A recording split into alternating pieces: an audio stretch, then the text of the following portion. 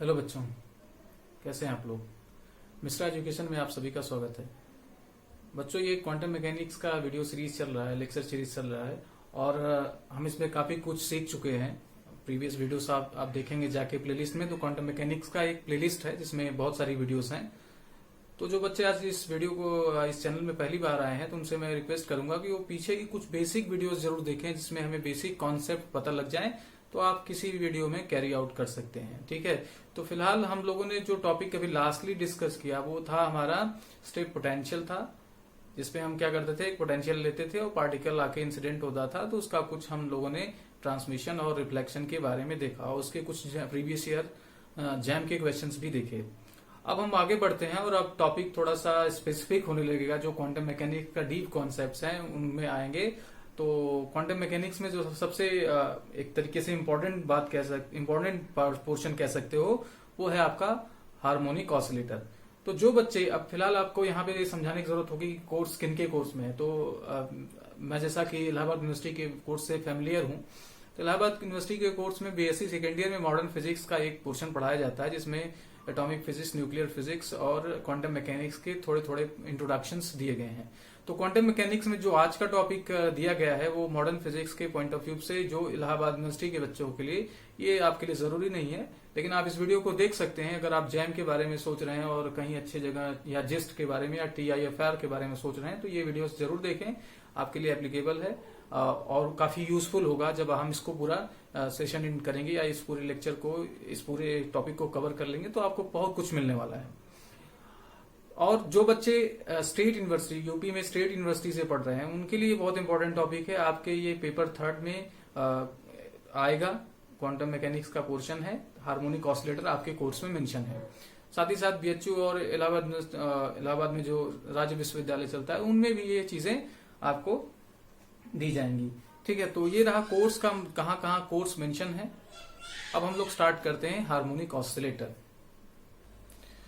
तो बच्चों, harmonic oscillator जाने से पहले हम थोड़ा सा ये देख लेते हैं कि सिंपल हार्मोनिक मोशन या सिंपल हार्मोनिक ऑसिलेटर होता क्या है, क्योंकि अगर हमें प्रीवियस थोड़ा सा आइडिया होता है तो हम इसको क्वांटम में थोड़ा सा कैरी आउट कर सकते हैं। तो आप जानते हैं कि अगर आप किसी स्प्रिंग में क्या करिए, एक ऑब्जेक्ट को टाइट कर दीजिए और इसको आप क्या करें, थोड़ा सा डिस्प्लेस कर दें, तो ये क्या करेगा, एक हार्मोनिक मोशन करेगा। ठीक है, जिसको आप कैरेक्टरिस्टिक्स क्लास 10th में पढ़े होंगे, F = -kx, ये आपका इक्वेशन होगा और इसके अलग अलग इक्वेशंस आपने डिराइव किए होंगे, टाइम पीरियड, उसके बाद आपने इसका x डिराइव किया होगा या y के टर्म्स में आपने किया होगा, तो x के टर्म में कर लीजिए थे a sin ω t, आपने y = a sin ω t किया होगा, तो ये आप लोगों को फैमिलियर है। ठीक है, यहां पर देखने वाली बात है कि अगर हम इसको स्ट्रेच करते हैं तो स्ट्रेच करने में हमें वर्क डन करना पड़ेगा, और वर्क डन कितना हो जाएगा आपका, ½ kx के स्क्वायर के इक्वल। ठीक है, इट मीन्स अगर आप x डिस्प्लेस करते हो तो वर्क आपको कितना करना पड़ेगा, x² टाइम्स, है ना। ये रिलेशन आपको ये बताता है कि अगर आप x टाइम्स इसे स्ट्रेच कर रहे हो या x लेंथ से स्ट्रेच कर रहे हो, तो इसको आपको स्ट्रेच करने में वर्क डन जो होगा वो x² टाइम्स आपको करना पड़ेगा, ये फैक्टर 1/2k का। ठीक है, तो ये सब बेसिक कॉन्सेप्ट है जो आपके यहाँ आगे चलेगा। और यहाँ पे जो आपका W है, इसको ओमेगा ना समझिएगा। तो ओमेगा की बात करें अगर हम, ओमेगा जो हमारा इसमें आता है वो आता है ω² = k/m। ये प्रीवियस कुछ बातें हैं जो हमें इंपॉर्टेंट है, हमारे काम में समझ में आएगी। ठीक है, तो अब हम चलते हैं अपने क्वांटम मैकेनिक्स कोर्स में, यानी ऐसे जगहों पे चलते हैं जहां पे ये चीजें देखी जा सकती हैं। क्वांटम मैकेनिक्स यानी छोटे ऑब्जेक्ट्स में थोड़ा सा मैं वहां भी चलता हूं। अब अगर देखिए, सपोज करिए कुछ एटम्स हैं, आपस में क्या है, लैटिस की अगर बात करें, जो एटम्स क्या होते हैं, फिक्स्ड पोजीशन पे होते हैं, तो उनके बीच में क्या होता है, फोर्सेस होती हैं, और वो फोर्सेस हुक्स लॉ को फॉलो करती हुई रहती हैं।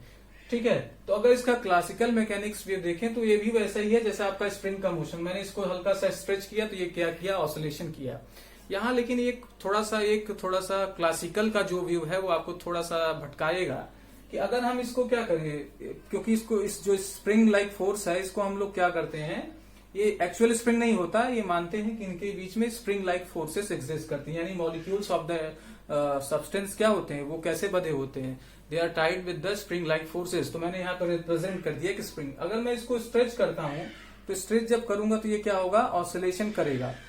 लेकिन बच्चे चूंकि यहाँ पे जो स्प्रिंग लाइक फोर्सेस अज्यूम किए जाते हैं वो परफेक्टली इलास्टिक अज्यूम किए जाते हैं, तो अगर इनको हमें लार्ज डिस्टेंस से अगर क्या करूं, डिस्प्लेस करूं, तो यहाँ पर क्या होगा, अलग अलग एनर्जीज आपको देखने को मिलेंगी according to this formula. X पर डिपेंड करेगा और एक्स की अलग अलग वैल्यूज पे क्या होगा, इसकी अलग अलग एनर्जी हो सकती है। और एक्स की बहुत बड़ी वैल्यू या इनफाइनाइट वैल्यू ले लें तो आपको एनर्जी भी क्या हो जाएगी, बहुत, या वर्क डन जो होगा वो बहुत लार्ज होगा, तो एनर्जी भी क्या हो जाएगा, बहुत लार्ज हो जाएगा। तो classical view of this particular case is, आप देख सकते हो यहाँ पे क्या है कि उसकी एनर्जी क्या हो रही है, 0 टू इनफाइनाइट, मतलब this gives the energy range 0 to infinite and every possible energy between this या एवरी पॉइंट, मतलब इनके बीच में सभी एनर्जी क्या है, पॉसिबल है। ठीक है, माने कोई भी ऐसा रीजन नहीं आएगा जो पॉसिबल नहीं है। दैट इज वाई अब हम मूव करेंगे किसकी तरफ, क्लास क्वांटम मैकेनिक्स की तरफ, यानी क्वांटम मैकेनिकल व्यू क्या होगा इस पर्टिकुलर केस के लिए। तो जब हम किसी मॉलिक्यूल्स के मोशन को या इस तरीके के मोशन को केस कैसे देखेंगे, क्वांटम मैकेनिक्स का व्यू देखेंगे, तो वहां पे क्या होगा, क्या वहां पे एनर्जी इसी तरीके से कंटिन्यूअस फॉर्म में होंगी, यानी जैसे आप कह रहे हो 1 जूल 2 जूल 3 जूल, तो ये क्या है, 1 और 2 के बीच में गैपिंग है, तो ये डिस्क्रीट है, या आप कह सकते हो इनके बीच में गैपिंग है। बट अगर इस केस में बात करें तो 1 और 2 के बीच में भी जो वैल्यूज हैं वो भी आपको इसमें एनर्जी पॉसिबल मिलेगी क्लासिकल व्यू में। तो चलते हैं हम लोग क्वांटम मैकेनिकल व्यू में। क्या है क्वांटम मैकेनिक्स व्यू, ये आपकी बेसिक की बात है, अगर आप अपने कॉपी में नोट कर रहे हैं तो इसको नोट कर सकते हैं, बट आपके एग्जाम जो आप अपने यूनिवर्सिटी में एग्जाम देंगे उसके लिए जरूरी नहीं है, बट आपको काम आएगा जब आप किसी कॉम्पिटिशन में जाएंगे, तो आपको समझ में आएगा हाँ इन चीजों का यहाँ पे इस वजह से ट्रांसफॉर्म किया गया। तो देखिए, अगर मैं बात करूं यहाँ पे पोटेंशियल एनर्जी की बात करूं इसमें सिंपल हार्मोनिक मोशन में, तो वो क्या होता है, हाफ kx² होता है। ठीक है, तो ये आपका पोटेंशियल हो जाएगा, यानी किसी पार्टिकल को क्या किया जाए, अगर ऑसिलेट करा दिया जाए, कैसे, कौन से पोटेंशियल में, हार्मोनिक पोटेंशियल में, तो ये सपोज कर लीजिए v है और इधर आपका x है, तो कैसा कर्व आएगा, आप देख सकते हो is proportional to x², that is y जो ग्राफ होगा वो कुछ पैराबोलिक आएगा। अब मे भी पैराबोला ही ना दिख रहा हो, बट ये पैराबोलिक नेचर होगा अकॉर्डिंग टू दिस इक्वेशन। ठीक है बच्चे, परफेक्टली पैराबोला नहीं दिख रहा होगा, मेरी ड्राइंग थोड़ी सी खराब है, मैं बता देना चाहता हूँ यहाँ पे। ठीक है, तो ये अब इसमें पार्टिकल क्या करेंगे, ऑसिलेट करेंगे। ठीक है, ऑसिलेट करेंगे, जैसे भी रहेंगे वो सब हम आगे जब सॉल्व करेंगे तब पता लगेगा। यहाँ पे हमें जो ध्यान देने वाली बात है कि क्वांटम मैकेनिक्स की जो भी प्रॉपर्टीज हमने आपको लिखाई थी वो आपको यहाँ पे यूज करनी है, हर एक पॉइंट पर आपको बहुत कीन होना पड़ेगा, बहुत ध्यान देना पड़ेगा। दैट इज वाई यहाँ पे आपको बहुत ही कॉन्शियस होना पड़ेगा। ठीक है, तो जब once you have the potential of the given problem then you can solve the Schrodinger wave equation. कौन सा श्रोडिंगर वेव इक्वेशन सॉल्व करेंगे बच्चे, time independent Schrodinger wave equation, because the potential does not depends on the time, as you can see this, जैसा आप देख सकते हो यहाँ पे। ठीक है, तो ये पार्टिकल इस रीजन में कैसे बिहेव करेगा, इसकी एनर्जीज क्या होंगी, क्या इसका वेव फंक्शन होगा, all those things we will find by the solving the Schrodinger wave equation according to our conditions. जो भी हमारे कंडीशंस है उसको यूज करके हम इसको फाइंड करेंगे। ठीक है, मैंने आपको बताया था कि once you find the psi then you can find all those quantities which is required to be known. जो भी आपको जानने की जरूरत पड़ेगी वो आप साई जानने के बाद जान सकते हो, बट उसके लिए आपको क्या करना पड़ेगा, ऑपरेटर्स लगाने पड़ेंगे। ऑपरेटर का हम अलग सेक्शन करेंगे, तो वहां पे हम डिस्कस करेंगे। तो ठीक है, जब हम लोग श्रोडिंगर वेव इक्वेशन सॉल्व करने के लिए आगे बढ़ते हैं और देखते हैं कि श्रोडिंगर वेव इक्वेशन क्या होगा। यहाँ पे श्रोडिंगर वेव इक्वेशन जैसा मैंने आपको बताया, जो बच्चे अगर पहली बार देख रहे हो प्लीज जाके पहले की वीडियोस देखें। तो d2 साई ओवर dx2, आप अगर स्टेटमेंट्स लिखना चाहें तो लिख सकते हैं, let we have given a harmonic potential v is equal to half kx², where k may be like this, omega square by m, omega square into m।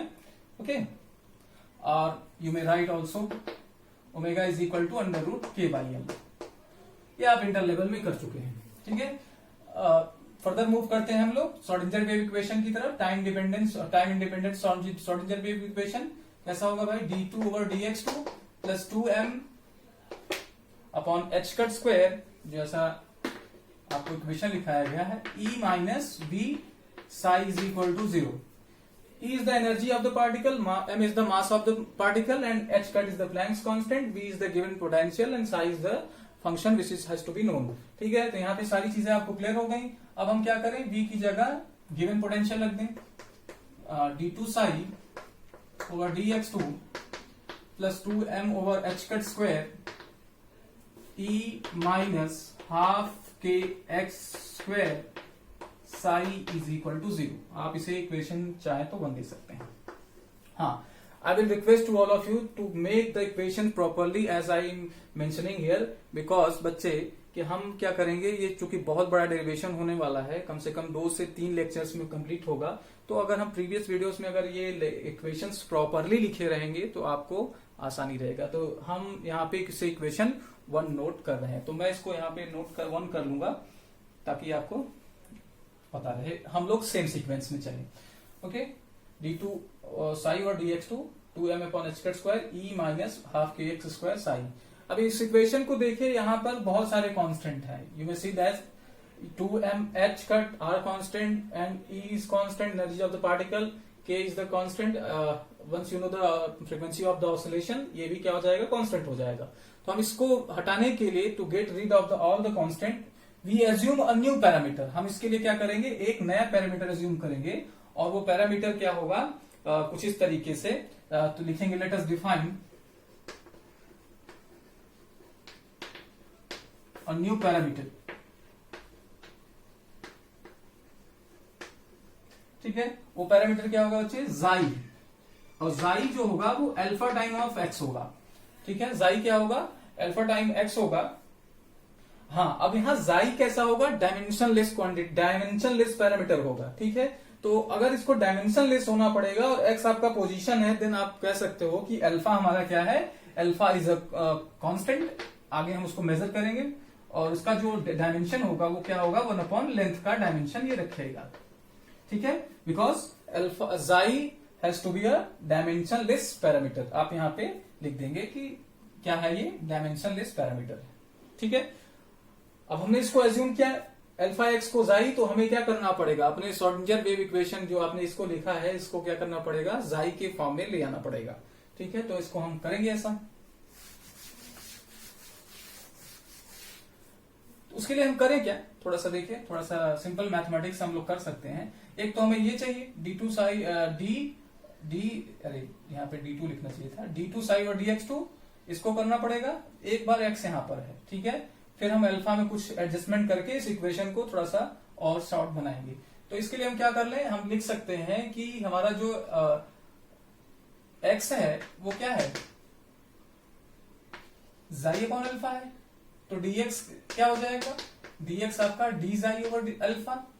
But हमें क्या चाहिए, हमें तो चाहिए d ओवर dx, तो इसको हम reciprocal इस तरीके से कर दें, तो ये भी क्या हो जाएगा, अल्फा d अपॉन d जाई. ठीक है, तो हमें यहां स्क्वायर चाहिए, दैट इज वाई हम क्या कर दें, ऐसा कर दें. तो इस d2 साई या d2 और dx2 को हम इससे रिप्लेस कर सकते हैं, और x को हम जाई अपॉन अल्फा से रिप्लेस कर सकते हैं. तो ये रिप्लेसिंग हम लोग करेंगे. इसको आप लिख के लीजिए स्क्रीनशॉट लेके या पॉज करके, फिर हम आगे बढ़ते हैं. ठीक है, तो हम इसकी जगह क्या लिखेंगे, हम इसकी जगह लिखेंगे अल्फा स्क्वायर d2, अब साई, लेकिन अब क्या हो गया बच्चे, ये आपका x की जगह आपको जाई लिखना पड़ेगा. 2m upon H cut square e minus half. ठीक है, अब के x की जगह क्या लिखेंगे बच्चे, x की जगह हम यहां से देख सकते हो xi square upon alpha square psi is equal to equation 0. ठीक है, आगे चलते हैं हम लोग और इसको थोड़ा सा रिड्यूस करते हैं. 2m upon H cut square को अंदर भेजते हैं, साथ ही साथ अल्फा स्क्वायर को यहां ले आते हैं. मतलब इस इक्वेशन को अल्फा स्क्वायर से एक बार डिवाइड करते हैं, तो जैसे ही अल्फा स्क्वायर से डिवाइड करेंगे तो अल्फा स्क्वायर यहां आ जाएगा. अब इस टर्म को हम अंदर ले चलते हैं, तो जब अंदर ले चलेंगे तो क्या होगा, जरा देखते हैं.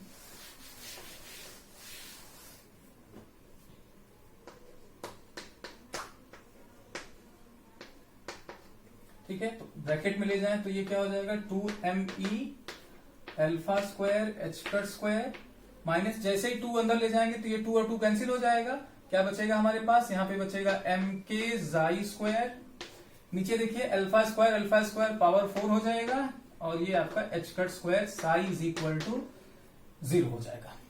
इस इक्वेशन को आप आसानी से अपने से भी सॉल्व करके देख सकते हैं कि गलत नहीं है। ठीक,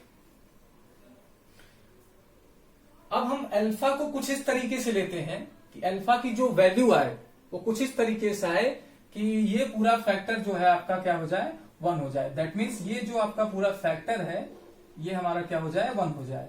वी चूज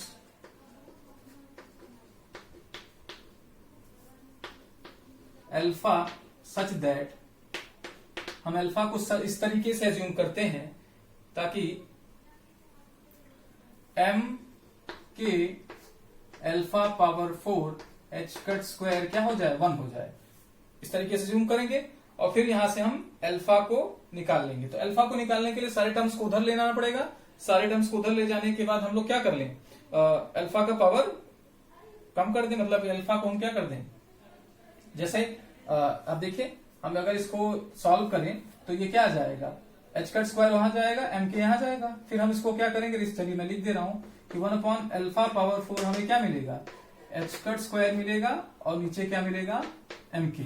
इसका हम रेसिप्रोकल करेंगे, तो जब रेसिप्रोकल करेंगे तो अल्फा पावर 4 एम के एच कट स्क्वायर आ जाएगा ना बच्चे। फिर पावर क्या कर लें, बाहर से कुछ आवाजें आ रही हैं, डोंट माइंड, बट क्या कर सकते हैं, लोगों को कितना भी समझाओ तो वो मानने वाले हैं नहीं। आई एम सॉरी बट क्या करना है, आपको मेरी आवाजें सुनाई दे रही है clearly, that is important to us. ठीक है, तो ये अल्फा इस तरीके से हमारा यहाँ पे आ जाएगा। ठीक है, तो ये इस पूरे पावर को हमने, इस पूरे टर्म को ध्यान से देखिए, मैं इस चीज को 1 एज्यूम कर लिया, अल्फा को इस तरीके से चूज किया कि ये 1 आ जाए, और ये आपका क्या हो जाएगा, इसको हम एक नया पैरामीटर दे देते हैं एक, ठीक है, कांस्टेंट को हटाने के लिए इसको नया पैरामीटर दे रहे हैं और इसको बोल दे रहे हैं लैम्डा। तो यहाँ पे हम इसको लैम्डा बोल दे रहे हैं। लैम्डा क्या हो जाएगा आपका, आप चाहें तो मैं इसको यहां से इसको हटा के यहाँ लिख ले रहा हूं, क्या किया जाए, जगह की कमी है थोड़ी सी हमारे पास भी।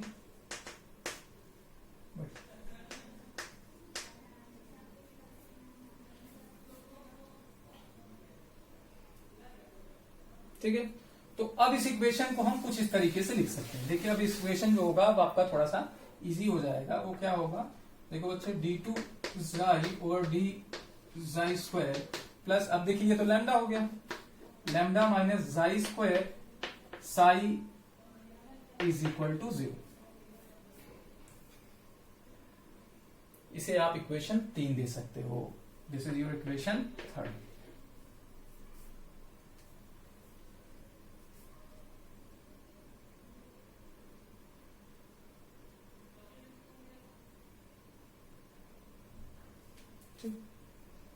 आप इसका नोट बना लीजिएगा अच्छे से, अभी कोई भी दिक्कत हो आप मेरे से बात कर सकेंगे।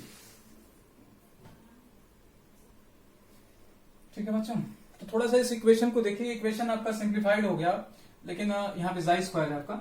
इसको अब थोड़ा सा हम एनालाइज करते हैं कि क्या इसमें पॉसिबिलिटीज हैं। अब आप देखिए, जैसे मैंने यहाँ पे जो एनर्जी ये V का ग्राफ बनाया था, आप जैसे जैसे एक्स को बढ़ाएंगे, मतलब इस तरह आप मूव करेंगे या इधर मूव करें, मॉड ऑफ एक्स की अगर बात करें तो जाई क्या होने लगेगा, आपका बढ़ने लगेगा, है ना, जाई बढ़ने लगेगा, और एक्स की बहुत लार्ज वैल्यू के लिए आपका जाई स्क्वायर क्या हो जाएगा, बहुत लार्ज हो जाएगा। क्योंकि देखिए आप इस इक्वेशन को देखिए, यहाँ पे जाई इंक्रीज करेगा और यहाँ पे जाई स्क्वायर है, तो मतलब स्क्वायर टाइम्स क्या होगा, इंक्रीज करेगा। उस केस में लैम्डा माइनस जाई स्क्वायर के, ये लैम्डा क्या हो जाएगा, जाई स्क्वायर के कंपैरिजन में आपका ये नेग्लिजिबल हो जाएगा। तो आप ऐसे लिख सकते हैं कि for large x, one can ask the question why we are taking large x, value of large x, because बच्चे हम जैसा कि अभी बात कर रहे थे क्लासिकल में कि हम उसको बहुत लार्ज स्ट्रेच करते हैं तो एनर्जी की पॉसिबल वैल्यूज आती हैं, और वो सारी पॉसिबल वैल्यूज आती हैं ना।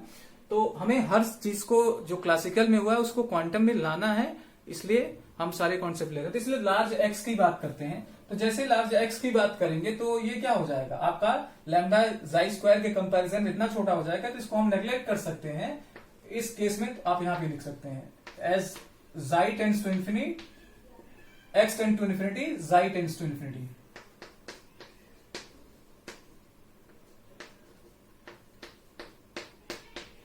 ठीक, इसे आप इक्वेशन 4 दे सकते हैं। ठीक है, ये आपका सेकंड ऑर्डर डिफरेंशियल इक्वेशन है। अब सेकंड ऑर्डर डिफरेंशियल इक्वेशन है तो इसके क्या होंगे, कुछ सॉल्यूशंस होंगे। तो हम इसका सॉल्यूशन पहले क्या कर लें, कुछ एज्यूम करें। तो जैसा कन्वेंशनली हम लोग प्रीवियस वीडियोस में करते आ रहे हैं, हम आपको टेक्निक अगर बता दें तो क्या करना होता है, पहले इसका ऑक्सिलरी इक्वेशन लेते हैं, फिर ऑक्सिलरी इक्वेशंस के बाद रूट्स डिस्कस करते हैं, तब सॉल्यूशंस करते हैं। बट हम पहले से इतना मैथमेटिक्स कर रहे हैं इन सब चीजों में, तो हम इन सब में नहीं जाएंगे। हमारे अगर हम कॉपी में लिखते हैं तो एग्जामिनर एज्यूम करता है कि हम अच्छे से जानते हैं। ठीक है, तो अब इसका जो सोल्यूशन हम लोग ले रहे हैं, let the general solutions of above equation. तो इस इक्वेशन का जो जनरल सॉल्यूशन होगा वो साई ऑफ जाई होगा, है ना। इस तरीके का होगा, देखिए A e to the power minus xi square by 2 हम लोग सोल्यूशन ले रहे हैं। और आप चाहें तो इस सोल्यूशन को चेक भी कर सकते हैं। कैसे, आप एक पार्ट लीजिए, इसको 2 बार डिफ्रेंशिएट करिए और यहाँ पे प्लेस करिए, देखिए right hand side left hand side आ जाएगा। ये भी लीजिए, ये प्लस होगा, एक माइनस एक प्लस। फिर इसको क्या करेंगे, इस 2 टाइम डिफ्रेंशिएट करिए, इसमें रखिए, अब देखिए सोल्यूशन क्या होगा आपका, सेटिस्फाई होगा। तो आप कह सकते हो कि ये क्या होगा, इस इक्वेशन का जनरल सोल्यूशन होगा। बट ये पार्ट तो आपका कंसीडर किया जा सकता है, लेकिन ये पार्ट की अगर बात करें तो ये हमारा सोल्यूशन नहीं होगा। हम यहाँ पे एक वर्ड बार बार यूज करेंगे अब आगे, एसिम्प्टोटिक सोल्यूशन। एसिम्प्टोटिक सोल्यूशन, इसका मतलब है कि द सोल्यूशन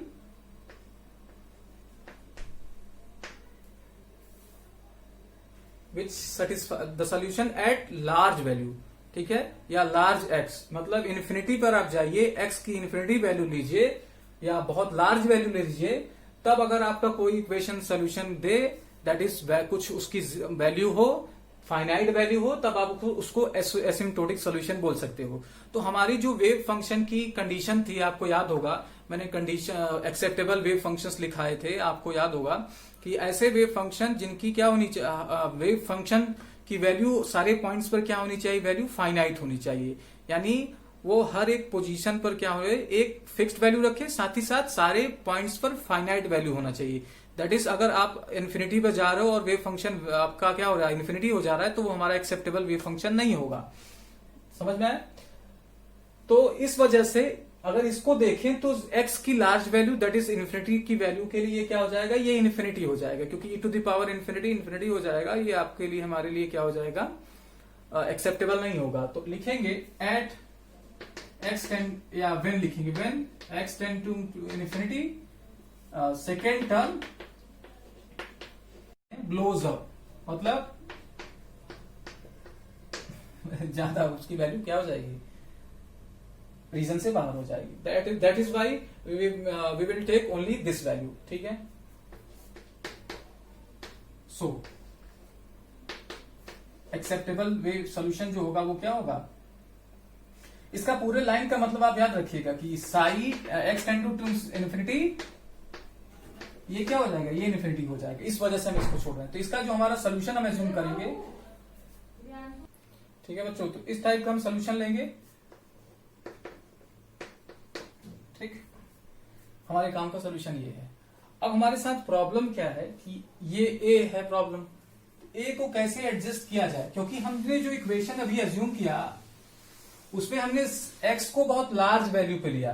तो एक्स को लार्ज वैल्यू पे लिया तो हमारा इक्वेशन जो सेकंड ऑर्डर डिफरेंशियल हुआ वो d2 साइज ये आपका ऐसा हुआ।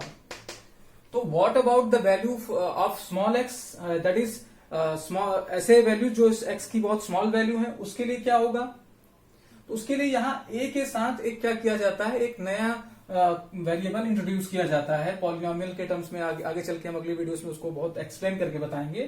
फिलहाल to adjust small values of x, that is xi, a is replaced by h of xi, इसको एडजस्ट करने के लिए हम लोग क्या करते हैं, एस ऑफ जाई लगा देते हैं। तब हमारा जो ये वेव फंक्शन बनेगा वो क्या बनेगा, psi of xi is equal to H of xi e to the power xi square by 2। Okay बच्चों, तो आप इसे अब इक्वेशन दे सकते हो। हम इक्वेशन 3 चल रहे थे, तो इक्वेशन हम इसे 4 दे सकते हैं।